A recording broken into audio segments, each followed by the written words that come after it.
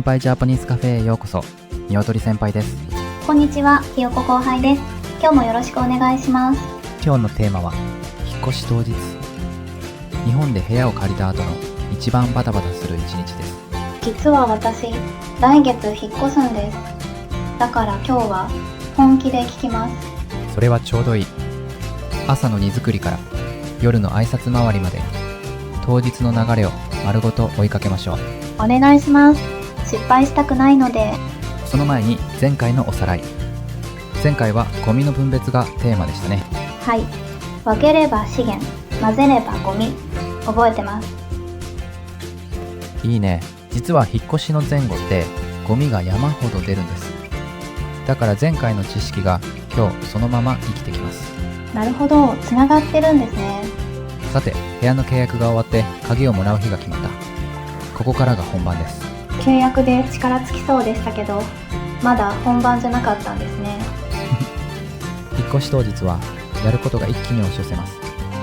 荷物の搬出、部屋の引き渡し、新居への搬入、さらに電気、ガス、水道の開通、役所の手続き、ご近所への挨拶、全部1日から2日に詰まってる。それ全部当日にやるんですか？闇雲に当日を迎えるとそうなります。でも事前に順序を決めておけば驚くほど楽になる。今日のキーワードはその事前の準備。日本語では段取りと言います。段取り、聞いたことあります。仕事でもよく使いますよね。そう、仕事でも料理でも使える超実用語。詳しくは後半でじっくりやります。楽しみです。では時間を遡って、まずは引っ越しの少し前、業者選びから始めましょう。引っ越しが決まったら最初の仕事は業者選び。ここでおすすめなのが相見積もりです。相見積もり？見積もりならわかりますけど、複数の会社から見積もりを取って比べることです。会社によって同じ条件でも料金がかなり違うので。へー、どのくらい違うものなんですか？時期や荷物の量によっては数万円単位で変わります。ビジネスの場では相密と略したりもしますね。相密を取る。仕事でも使えそうな言葉です。実際よく使います。それと見積もりの時、荷物の量は正直に伝えること。少なく言ったら安くなりません？当日トラックに乗り切らなかったら追加料金か最悪運んでもらえません。正直が一番安いんです。なるほど。あと単身で荷物が少なければ単身パックという小さなコンテナのプランもあります。私多分それで足ります。荷物が少ない人には割安なので見積もりの時に聞いてみてください。前日の夜。理想を言えば荷造りはもう9割終わっているのが望ましいです。耳が痛いです。私いつも前日に詰め込むタイプで。わかります。でも前日に残していいのは当日の朝まで使うものだけ。歯ブラシとか充電器とか。それ以外は全部段ボールの中ですね。そう、そして箱には中身と置き場所を必ず書く。食器、台所みたいに。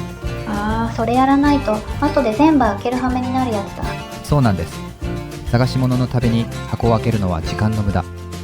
ここで手際の良さが決まります。手際ですか？手際、物事を処理する手早さ、うまさのことです。手際がいい、手際が悪いで使います。手際がいい人になりたいです。割れ物はどうします？お皿とかコップとか。新聞紙で包むとか？正解。新聞紙かプチプチ。正式には気泡干渉剤と言います。1枚ずつ包んで立てて入れる。立てて何ですか？重ねるんじゃなくて？立てた方が割れにくいんです。お皿は重ねると下の1枚に重さが集中して破損しやすい。へー、破損。これも引っ越しでよく聞く言葉ですね。業者さんとのやり取りでも破損があった場合はみたいな形で必ず出てきます。それと前日の夜忘れちゃいけないのが家電の準備。冷蔵庫と洗濯機です。家電に準備なんているんですか？冷蔵庫は前日までに中を空にして電源を抜く。霜が溶けて水が出るからです。知らなかった。当日の朝に抜いたらダメなんですか？それだと運んでる最中に水が垂れて他の荷物が台無しになることもある。だから前の晩なんです。台無し。せっかくの荷物が全部ダメになっちゃう感じですね。そういうこと。洗濯機は水抜きという作業をします。ホースの中に残った水を出しておく。水抜き、やり方難しいですか？説明書通りにやれば10分くらいで終わります。検索すればすぐ出てくるので前日の夜にどうぞ。冷蔵庫の電源と洗濯機の水抜き、メモしました。この2つを忘れると当日業者さんを待たせることになるので要注意です。さあ、当日の朝、引っ越し業者さんが時間通りにやってきます。日本の業者さん、本当に時間きっかりに来ますよね。ええ、まずリーダーの方が作業の流れと荷物の量を確認します。ここで見積もりとの違いがないかチェック。見積もり、契約の時に出してもらったやつですね。そう、それから作業の前に建物の養生をします。養生？お大事にの方じゃなくて？字は同じですが別の意味。壁や床、エレベーターを傷つけないように保護シートで覆うことです。へー。緑色のテープ見たことありませんか？あれは養生テープ。跡が残りにくい保護用のテープです。あります。ホームセンターで見ました。あれ？そういう名前だったんだ。賃貸の共用部分を傷つけると修理代を請求されることもある。だから養生はすごく大事なんです。自分で運ぶ時もやった方がいいですか？友達に手伝ってもらう引っ越しならせめて角になるところだけでも保護しておくと安心です。なるほど。傷をつけてから後悔しても遅いですもんね。養生が終わるといよいよ搬出。荷物をトラックへ運び出します。搬出、運び出すという意味ですね。そう、逆に新居に運び入れるのが搬入。この2つはセットで覚えましょう。搬出と搬入、出すと入れる。搬出の間、あなたの仕事は立ち会いです。その場にいて作業を見守ること。ただ見てるだけでいいんですか？質問に答えたり、これは運ぶ、これは捨てるを判断したり、意外と呼ばれるんですよ。あとは家具に元からついてた傷をお互いに確認しておくこと。後でトラブルにならないように。なるほど。それからこれは鉄則。財布、パスポート、在留カード、通帳。貴重品は業者さんに渡さず自分で運ぶ。プロに預けた方が安全じゃないんですか？業者さんの約款でも貴重品は運べないと決まっていることが多いんです。紛失しても保証できないから。紛失、なくしてしまうことですね。ええ、貴重品と当日すぐ使うものはリュック一つにまとめて肌身離さず。これが基本です。貴重品の他にも運んでもらえないものってあるんですか？いい質問。代表は危険物です。灯油、ガスボンベ、塗料。火事や爆発の恐れがあるものは法律で運べません。ストーブの灯油、入れっぱなしじゃダメなんですね。そう、入れっぱなしは禁物。事前に使い切るかガソリンスタンドで処分してもらいます。ペットはどうなんですか？基本的に運べません。自分で連れて行くかペット専門の輸送サービスに頼みます。植木鉢とかの植物は？会社によります。土がこぼれたり枯れたりしても保証できないので断られるか自己責任扱いが多いですね。そっか、運べないものは早めに型をつけておかないとですね。型をつける、いい表現。処分や手配も含めて前の週までに済ませるのが理想です。荷物が全部出たら急遽とのお別れです。部屋の明け渡しをします。明け渡し、部屋をオーキャさんに返すってことですか？その通り。多くの場合管理会社の人が来て部屋の状態を一緒に確認します。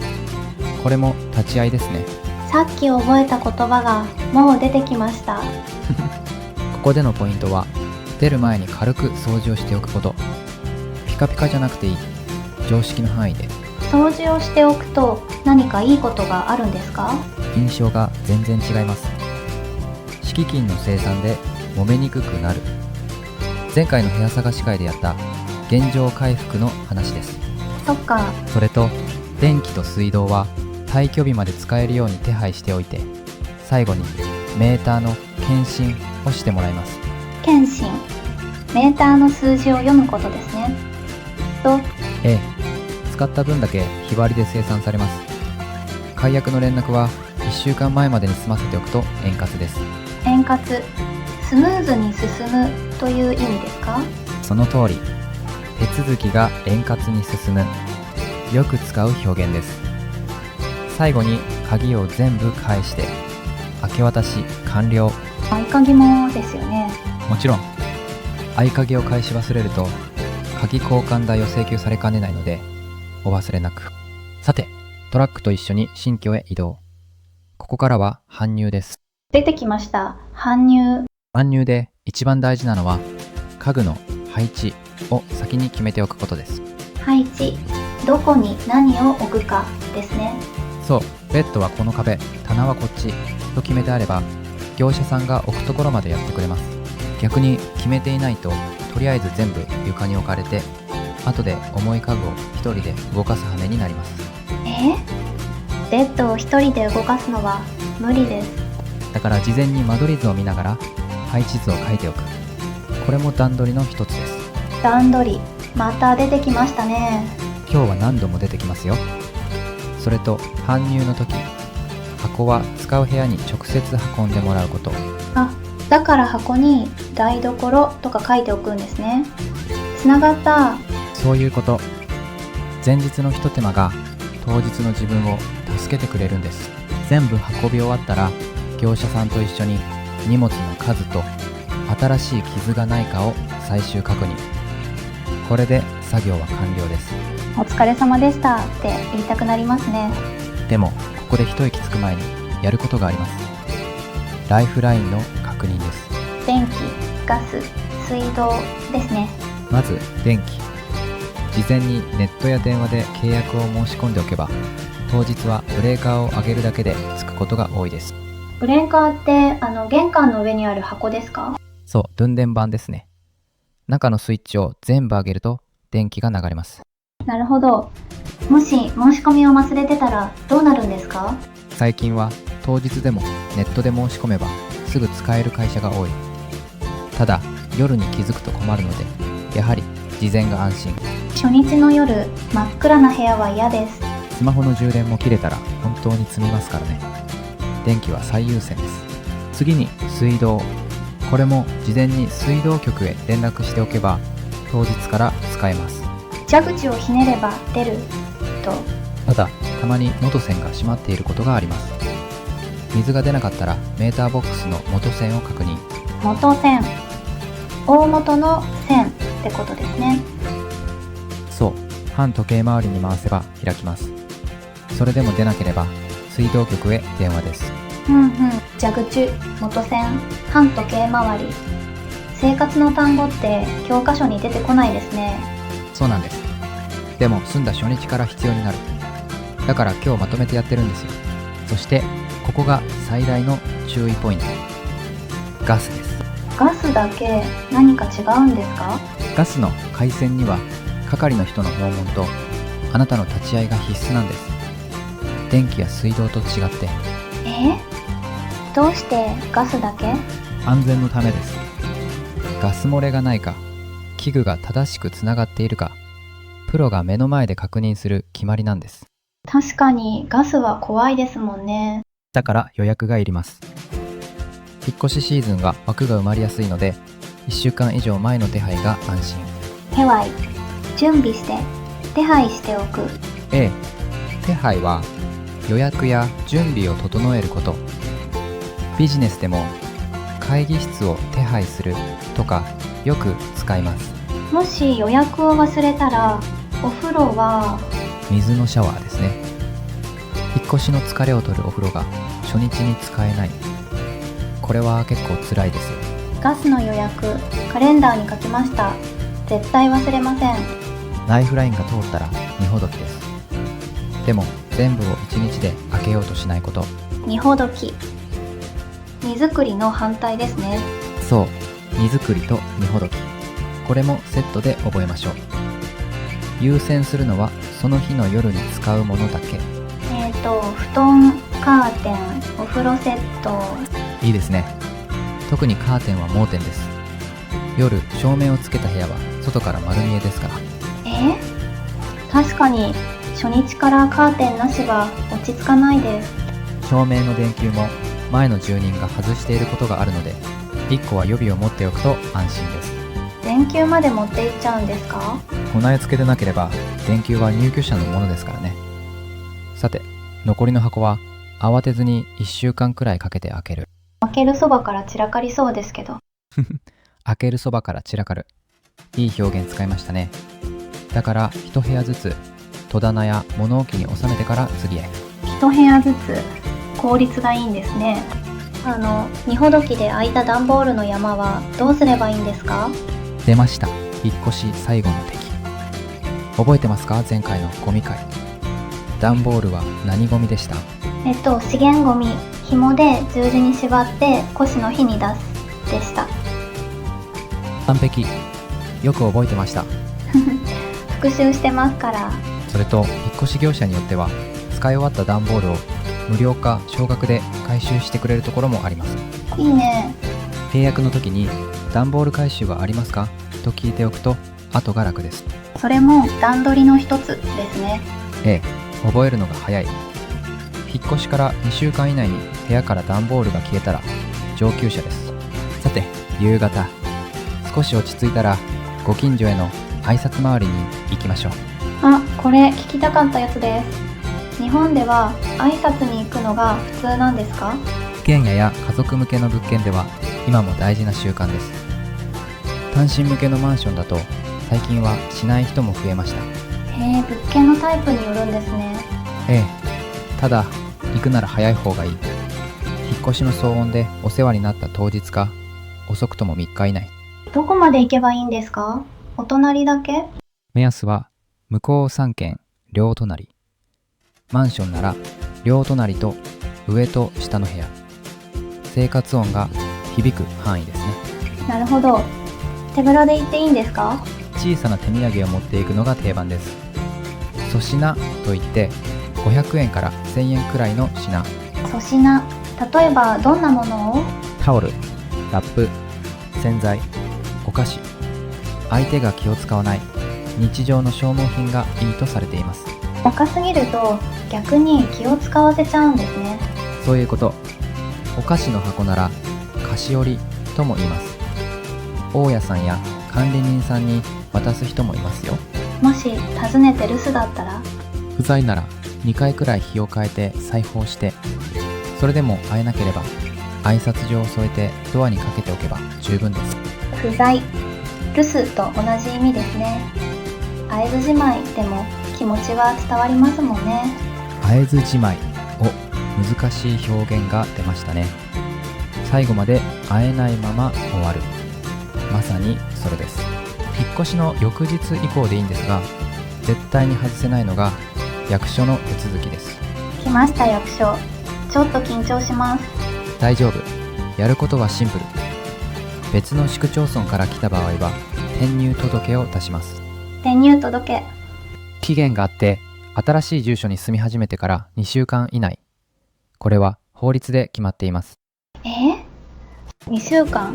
意外と短いですね。そう、荷ほどきに夢中になっているとあっという間です。それと外国籍の方は在留カードを忘れずに。在留カードも住所を変えるんですか？ええ、転入届と同じ窓口でカードの裏に新しい住所を書いてもらいます。一度で済むから必ず一緒に。それは助かります。何回も行きたくないので。マイナンバーカードを持っていればそれも住所変更。健康保険も勤め先か役所で手続きします。同じ市の中で引っ越した時はどうなるんですか？その場合は転居届という別の届け出になります。どちらにせよ引っ越したら役所と覚えておけば大丈夫。引っ越したら役所。はい。役所の次は細かい住所変更です。運転免許、銀行、携帯、ネット通販、わ、結構ありますね。全部を当日にやる必要はないです。ただ一つだけ最優先でやってほしいのが郵便局の転送届。転送届け、郵便を新しい家に回してくれるんですか？そう、旧住所に届いた郵便を1年間無料で新住所へ転送してくれます。ネットからも申し込めます。いいね。1年もあれば、その間に他の住所変更を済ませればいいんですね。鋭い。まさにそういう使い方です。転送されてきた郵便を見て、あ、ここの変更を忘れてたと気づける。転送が忘れ物チェッカーになるんだ。ただし大事な書類、例えばカードや保険の通知は早めに直接変更を。転送はあくまで保険です。免許証はどこで買えるんですか？警察署か運転免許センターで裏面に新住所を書いてもらいます。住民票を移した後ならすぐできますよ。ここで先輩からの失敗談コーナー。引っ越しのあるあるをいくつか。待ってました。あるある1つ目、ドライバーをしまった箱がわからない。家具の組み立てができない。工具って最初にいるのに最初に見つからないやつ。だから工具とハサミとゴミ袋、この3点を箱に入れず例のリュックに入れておく。なるほど。2つ目、ネット回線の工事を予約し忘れて2週間ネットなし生活。それは現代人には死活問題です。回線工事は混んでいると1ヶ月待ちもある。物件が決まったらすぐ予約。これも段取りです。段取り、今日も何回目ですか？それだけ大事ってことです。3つ目、繁忙期に申し込んで料金が倍だった。繁忙期？繁忙期、一番忙しい時期のこと。引っ越し業界では3月と4月、新生活が始まる直前ですね。みんな一斉に動くから高くなるんですね。ええ、時期をずらせるなら5月以降や平日が狙い目。同じ距離でも料金がまるで違いますよ。さて、夜になりました。引っ越し初日の晩ご飯、何を食べると思います？出前のピザとかですか？それも定番ですが、昔ながらの風習だと引っ越しそば、おそばを食べるんです。へえ、どうしてお蕎麦なんですか？もともとは江戸時代にご近所へそばを配った風習なんです。おそばに参りました、つまりお近くに来ましたという言葉遊び。蕎麦と蕎麦、ダジャレだったんですか？そうなんです。今は配る習慣はほぼ消えて、新居で自分が食べる方に変わりました。細く長くよろしくお願いしますみたいな意味もありそうですね。お、いい解釈。実際そういう縁起のいい意味も後から重なっています。初日の夜にぜひどうぞ。では今日の流れを一気に復習しましょう。前日、荷造りを終えて冷蔵庫と洗濯機の準備。当日の朝、業者さんが来て養生をして搬出。急遽掃除して検診して鍵を返して明け渡し。新居で搬入。家具の配置を指示して最終確認。ブレーカーを上げて蛇口をひねってガスの回線に立ち会う。夜に使うものだけ荷ほどきしてご近所に挨拶回り。後日、役所で転入届、郵便の転送届、そしておそばで一息。完璧です。言葉にすると長いのに不思議と全部つながって覚えられました。時系列で覚えるのが一番忘れにくいんです。物語として頭に入るから。そしてその物語全体を貫いていたのが今日のキーフレーズです。じゃあここで今日の表現を整理しましょうか。段取りは1部、仕事2部。段取りとは物事を進めるための事前の準備や手順のこと。仕事の成否は準備の段階で8割決まっているという意味です。もう一回言ってもらえますか？段取りは1部、仕事に部。準備が8割、本番は2割。今日の引っ越し、まさにそれでしたね。前日までの準備で当日の楽さが決まる。その通り。使い方の例を3つ。まず仕事で。プレゼンは段取りはチブだよ。資料の準備で決まる。次に料理。カレー作りは段取りはチブ。先に野菜を全部切っておくと後が楽。そして旅行。旅は段取りはチブって言うけど、計画してる時間が一番楽しいんだよね。仕事にも料理にも旅行にも本当に何にでも使えるんですね。段取りがいい、段取りが悪いだけでも使えます。あの人は段取りがいいから仕事が早いとかね。段取りはチブ、仕事にブ。私の引っ越し、この言葉で乗り切ります。では恒例の練習タイム。段取りを使って一言作ってみましょう。明日の予定でも夕飯の準備でも。3秒考えてみてください。いきますよ。3、2、1。どうですか？私はこれ。明日の収録、段取りは自分でいきましょう。あなたの一言はコメントでぜひ。ということで今日は引っ越し当日の一日を丸ごと追いかけました。荷造りから挨拶回りまで、来月の自分にそのまま使える内容でした。引っ越しは大変だけど、新しい生活の始まりでもあります。段取りを整えて気持ちよくスタートしてください。皆さんの引っ越しの思い出や失敗談もコメントで教えてください。チャンネル登録と高評価も励みになります。それではまた次回。またお会いしましょう。良い新生活を。